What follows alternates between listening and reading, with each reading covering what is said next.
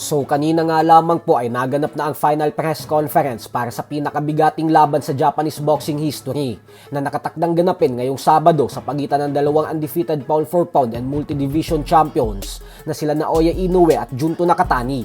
At dito nga po ay nag-iwan na ng pambabanta ang dalawa sa isa't isa.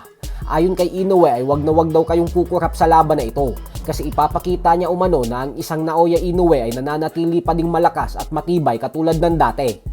Giit pa nito na ginawa niya na ang lahat ng mga kailangan niyang gawin sa training camp at preparasyon.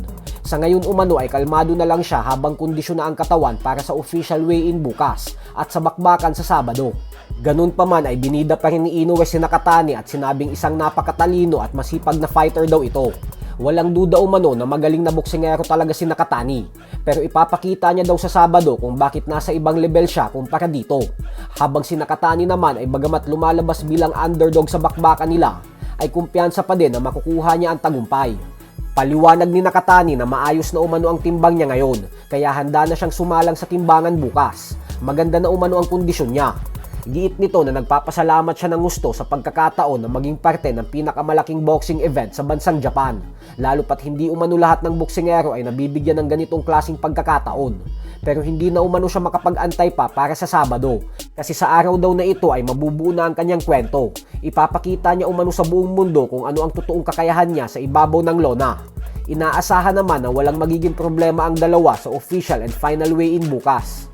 Sa kabilang banda naman mga idol ay matapos nga po ng napaka-impresibong performance na ipinamalas na Eman Bacosa nitong buwan ng Pebrero lamang, kung saan nagawa niyang talunin via 4th round knockout ang dayong Indonesian boxer na si Reynold Kundimang, ay atin nga pong napag-alaman na muling lalaban si Bacosa sa buwan ng Hunyo.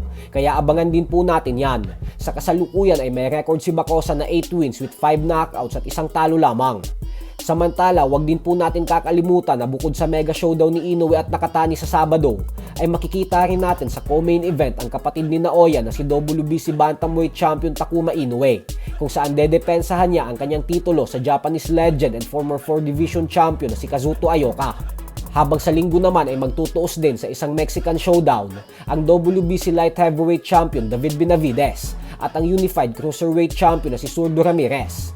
Umakyat po ng dibisyon si Benavides dito, kaya kapag nagawa niyang manalo ay magiging isang ganap na 3 division champion na siya. Bukod dyan ay sa co-main event ay nakatakda din magtuos ang dalawang Meksikano na si knockout artist Jaime Munguia at ang current WBA Super Middleweight Champion Armando Resendiz. Ang fighter na siyang sumilat kay Caleb Plant nitong nakalipas na taon lamang at nanalo bilang 2025 The Ring Magazine Upset of the Year. Abangan din po natin yan mga idol dahil ang mananalo sa laban na yan ay binabantayan ng kampo ni Canelo Alvarez para sa posibleng makalaban niya sa pagbabalik niya sa buwan ng Setyembre. So hanggang dito na lang po muna tayo mga idol.